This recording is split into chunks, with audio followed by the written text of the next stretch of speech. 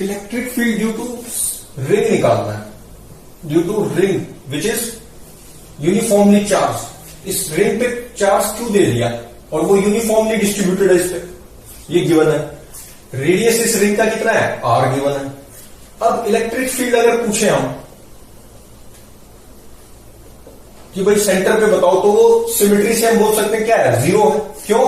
क्योंकि इसकी वजह से जो इलेक्ट्रिक फील्ड होगी, छोटा सा एलिमेंट लें तो वो इस डायरेक्शन में, सेम मैग्नीट्यूड की इसकी अपोजिट जो एलिमेंट है उससे इधर होगी, इस वाले पॉइंट से इधर, इस वाले पॉइंट से इधर, तो सेंटर में तो जीरो है। लेकिन क्वेश्चन ये पूछ लिया कि इलेक्ट्रिक फील्ड बताओ on the axis of ring at x from its centre. Axis of ring कौन सा लिया, ये, और एक्स दूरी पे पूछा है, मतलब ये एक्स है और यहां पर बताओ कि इलेक्ट्रिक फील्ड कितनी है। तो कैसे करेंगे, अब एक एलिमेंट ले लिया, मान लो मैंने ये वाला, ये क्या है, डीएल है, इसकी लेंथ कितनी है, डीएल। इस पे चार्ज कितना है, डीक्यू। डीक्यू चार्ज है इस पे, डीक्यू कितना होगा, लेमडा इंटू डीएल। लेमडा क्या हो जाएगा, क्यू अपॉन 2πr। ये क्या हो गया, लेमडा हमारा, पर लेमडा कूलम पर मीटर हो गया ना, 2πr पे क्यू है, तो एक यूनिट लेंथ पे कितना हुआ चार्ज, इतना। तो lambda into dl, this is dq charge. तो ये जो डीक्यू चार्ज है यहां पर, ये डीएल लेंथ पे डीक्यू चार्ज होगा ना, तो वो डीक्यू कितना है, ये।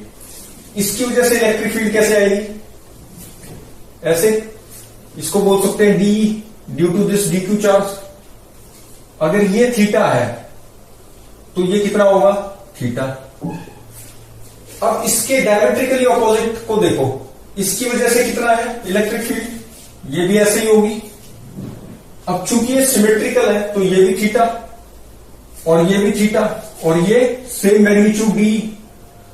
तो हम क्या बोल सकते हैं कि ऐसे बहुत सारे पेयर बनेंगे पूरे रिंग में। ये लूंगा तो इसका पेयर यहां से, तो इससे भी ऐसे आएगी और ये ऐसे, तो उनके क्या होंगे, इन सभी पेयर्स के वर्टिकल कंपोनेंट्स कैंसिल हो रहे हैं। जैसे इससे हॉरिजॉन्टल तो ऐड हो रहे हैं इन दोनों के, cos theta D cos theta D cos theta, लेकिन वर्टिकल क्या है, कैंसिल हो रहे हैं। इसी तरह हर एलिमेंट के वर्टिकल कैंसिल होंगे और हॉरिजॉन्टल ऐड होंगे। तो यहां पर अगर इलेक्ट्रिक फील्ड देखें तो क्या आएगी, डी कॉस थीटा, ये इस डायरेक्शन में, ये भी डी कॉस थीटा हॉरिजॉन्टल में आ रही है, ई नेट, ये तो पता चल गया। तो ई नेट का मैग्नीट्यूड कैसे निकालेंगे, सॉल्व करेंगे इसको। ई नेट इज इंटीग्रेशन ऑफ, ये हम बोल सकते हैं कि भाई डी इंटू कॉस थीटा होगी। अच्छा, इसमें जो है थीटा वेरिएबल नहीं है, कांस्टेंट है। हर एलिमेंट का देखो थीटा यही बनेगा हर एलिमेंट, क्योंकि हर एलिमेंट एक पर्टिकुलर दूरी पे ही तो है यहां पे, क्योंकि ये फिक्स एक्स है। ये एक्स भी वेरिएबल नहीं है, कभी एक्स को सोचो कि वेरिएबल है, ये भी कांस्टेंट है। तो डी कॉस थीटा हुआ, तो ये कितना हो गया, डी कितना हुआ, dE is equal to k d q, k d q by this length is under root of r square plus x square का, ये लेंथ हुई r under root of r square plus x square, ये वाली length और इसका square. तो k d q by r square, आर मैं इसको बोल रहा हूं इस डिस्टेंस को, तो यही होती है इलेक्ट्रिक फील्ड। डी आ गई इतनी into cos theta, cos theta को भी लिख लो, कॉस थीटा कितना हो गया, base upon hypotenuse, x upon कितना आ गया, under root of r square plus x square. इसको क्या कर सकते हैं, आर स्क्वायर प्लस ये हटा दो, इसका रूट और स्क्वायर हटा दो, तो ये बनेगा। अच्छा, इसका रूट को क्या लिख सकते हैं, इसकी पावर 1/2, तो कितना बन गया, डीक्यू की वैल्यू पुट कर दो, e net is equal to d q के। अच्छा, कांस्टेंट टर्म को मैं बाहर निकाल लेता हूं, के, अब ये सारा कांस्टेंट है क्योंकि एक्स कांस्टेंट है ना, तो k x upon r square plus x square की पावर 1 + 1/2 इज 3/2, और ये इंटीग्रेशन किसका है, सिर्फ डी क्यू का, और डी क्यू कितना है, q/2πr। डी क्यू में भी ये कांस्टेंट है तो बाहर आ गया, और इंटीग्रेशन डी क्यू में क्या बचा, DL. Integration of DL is circumference of this ring, तो 2πr, तो ये कितना हो गया, इंटीग्रेशन ऑफ डीएल को क्या बोल सकते हैं, 2 pi r, this is 2 pi r. तो ये कैंसिल हो गया, तो ये क्या आ गया, ई नेट कितना आ गया, अलोंग एक्सिस है तो ये confirm direction, k q x upon r square plus x square की पावर 3/2। ये इलेक्ट्रिक फील्ड आ गई at distance x from centre on axis of ring, और ये रिंग के इधर ही है। अच्छा, इसमें अगर मान लो ये चार्ज नेगेटिव होता -q, तो फिर ये डायरेक्शन इलेक्ट का कहां हो जाता, फिर ये डीई इधर नहीं होता, डीई इधर होता, नेगेटिव चार्ज की तरफ ये माइनस होता डीएल डीक्यू, और ये वाली भी इलेक्ट्रिक फील्ड इधर होती, तो ई नेट किधर हो जाता उस केस में, इस डायरेक्शन में, तब ये हमारा ई नेट होता अगर नेगेटिव होता तो ये अलोंग एक्सिस ही रहनी थी इलेक्ट्रिक फील्ड, तो नेगेटिव है तो टुवर्ड सेंटर हो जाती, और पॉजिटिव चार्ज है तो अवे फ्रॉम सेंटर है, लेकिन है अलोंग एक्सिस ही। तो ये आ गया। अच्छा, अब अगर हम देखें कि भाई सेंटर पे हमने कॉमन सेंस से बोला था 0 है, एक्स को 0 पुट करो तो देखो ई नेट 0 आ रहा है। अच्छा, अब अगर यहां से दूर जाते जाए अगर x टेंड्स टू इंफिनिटी पे देखें तो e net at x tends to infinity कितना हो जाएगा, लिमिट लगा दो इस पे, लिमिट का क्वेश्चन हो गया, मैथ्स में हम करते थे ना लिमिट, उससे सॉल्व करो, x टेंड्स टू इंफिनिटी, तो ये हो गया k q x upon r square plus x square की पावर 3/2। अब कैसे करें इसको, एक्स स्क्वायर को यहां से कॉमन निकाल लो डिनोमिनेटर से, तो क्या आएगा, limit x tends to infinity k q x upon x square common लूंगा तो एक्स की पावर कितनी आ गई, एक्स स्क्वायर को यहां से मैंने बाहर निकाल दिया अंदर, चलो पूरा देख के करो, 1 plus r square by x square ऐसे बोल सकते हैं, और ये कितना हो गया, ये तो 3/2 ही है, और ये बाहर निकाला तो ये क्यूब हो गया। अब एक एक्स कैंसिल हो गया तो नीचे कितना आ गया, एक्स स्क्वायर, तो ये कितना हो गया, एक्स टेंड्स टू इंफिनिटी है। अब अगर एक्स को इंफिनिटी डिनोमिनेटर रखूं तो ये पूरी टर्म टेंड्स टू क्या है, 0। अच्छा, डिनोमिनेटर एक्स बहुत बड़ा नंबर है तो ये पूरी टर्म क्या है, टेंड्स टू 0, ये पूरी टर्म क्या हो जाएगी, क्योंकि डिनोमिनेटर बहुत बड़ा है तो पूरी टर्म टेंड्स टू 0, तो ई नेट क्या आ गया, एक्स टेंड्स टू इंफिनिटी पे 0, तो इंफिनिटी पे भी 0 है इलेक्ट्रिक फील्ड और सेंटर में भी 0 है, तो क्या ये बीच में बढ़ी और घटी है, मतलब मैक्सिमा या मिनिमा आए हैं इसके लोकल, कि भाई ऐसे गई हो फिर कम हुई हो, तो ऐसे कुछ हुआ है, ये चेक करने के लिए क्या करेंगे कि ई नेट है ना एक्स की टर्म्स में है ये, तो इसको डिफरेंशिएट कर दो, डीई बाई डी एक्स से निकाल लेते हैं, dE by d x equal to 0 put करके निकालते हैं ना मैक्सिमा मिनिमा के लिए, तो उससे निकाल देते हैं, तो differentiating E with respect to x we get dE net upon d x, कितना आ जाएगा, इसको ऊपर ले जाओ, के क्यू तो कांस्टेंट है, के क्यू को तो बाहर रख लो, सारा काम कहां होगा, अंदर,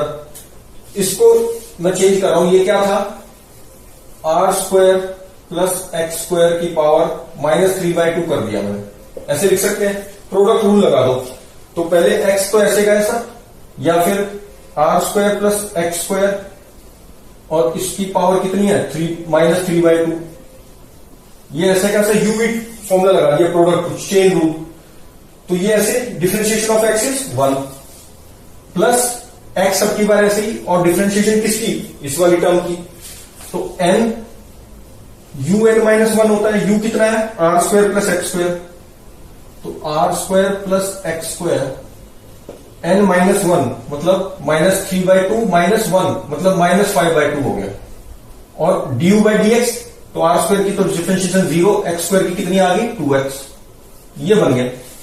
अब D net by d x क्या कर रहे हैं हम, 0, तो 0 कब होगा, जब ये वाली टर्म 0 के इक्वल है, तो निकाल लेते हैं इसको,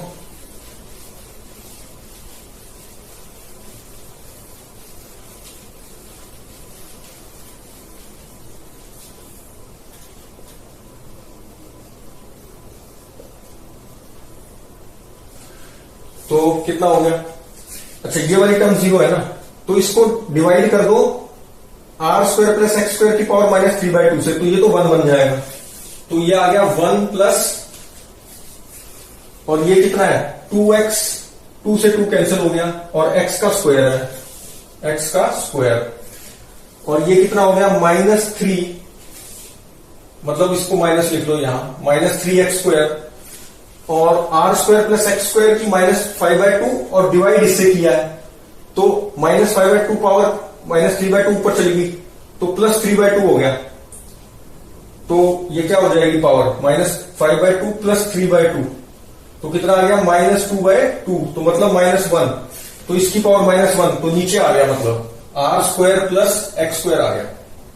दिस इज इक्वल टू 0, क्योंकि हम क्या कर रहे हैं, dE net upon dx is equal to 0 put कर रहे हैं, तो यहां से क्या आ जाएगा 1 r square plus x square is equal to कितना आ गया 3x square. This implies that 2x square is equal to r square. This implies that x is equal to r upon √2 plus minus. तो अब maximum इन points पे x equal to r/√2 और x equal to -r/√2, इन points पे क्या लाई कर रहा है, मैक्सिमा भी हो सकता है और मिनिमा भी। तो या तो फर्स्ट डेरिवेटिव से बता दो कि मैक्सिमा है कहां, कौन सा पॉइंट मैक्सिमा है, कौन सा मिनिमा है, या सेकंड डेरिवेटिव टेस्ट करो। सेकंड डेरिवेटिव में क्या करते हैं, डबल डेरिवेटिव लेते हैं, डी नेट बाय dx, इसको दोबारा डिफरेंशिएट करें। तो मैथमेटिकली अब दोबारा सॉल्व करना, फर्स्ट डेरिवेटिव से हम बोल सकते हैं कि ये क्या होगा फर्स्ट डेरिवेटिव टेस्ट से, कि भाई r/√2 पे क्या आ रहा है, मैक्सिमा आ रहा है।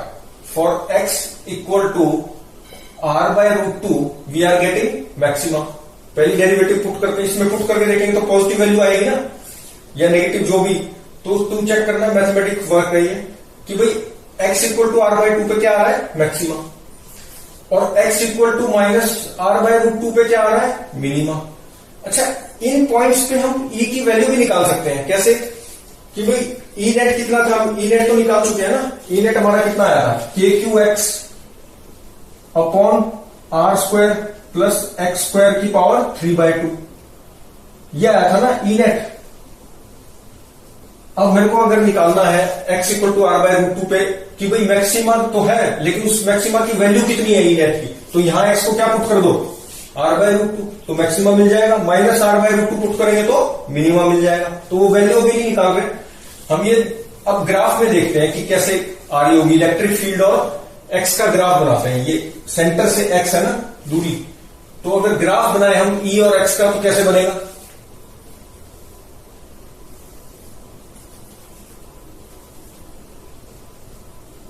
ये इलेक्ट्रिक फील्ड E है और ये x है। x इक्वल टू 0 पे कितनी इलेक्ट्रिक फील्ड, 0, इन्फिनिटी पे भी 0। अब x इक्वल टू r/√2 पे, ये मान लेते हैं x इक्वल टू r/√2 है, इस पे क्या है मैक्सिमा, तो मतलब ये ऐसे जगह होगा, और यहां पर क्या होगा मैक्सिमा, और फिर से ये इन्फिनिटी की तरफ 0 पे गया होगा, और कोई मैक्सिमा नहीं आ रहा, नहीं तो एक बार और ऊपर चढ़ाते इसको, तो ये ऐसे गया, ऐसे गया, ठीक। इसी तरह से -r/√2 पे क्या है, मिनिमा आ रहा है, तो x इक्वल टू -r/√2, इस पर मिनिमा मतलब ये कुछ नीचे सबसे कम वैल्यू होगी, तो ये ऐसे गया होगा, और फिर -इन्फिनिटी पे क्या है, 0 आ रहा है। वो लिमिट जो हमने x टेंड्स टू इन्फिनिटी पे लगाई थी, अगर उसको -इन्फिनिटी भी करते तो क्या आएगा, 0 की तरफ। तो ये प्लॉट हो गया EX कर्व, ये क्या है, EX कर्व प्लॉट हो गया। तो हमें ये ध्यान रखना है कि ये जो है हमारी रिंग, इससे x दूरी पे इलेक्ट्रिक फील्ड अगर देखें तो वो पहले बढ़ती है, मैक्सिमा वैल्यू होती है, और फिर 0 की तरफ जाती है x टेंड्स टू इन्फिनिटी तक।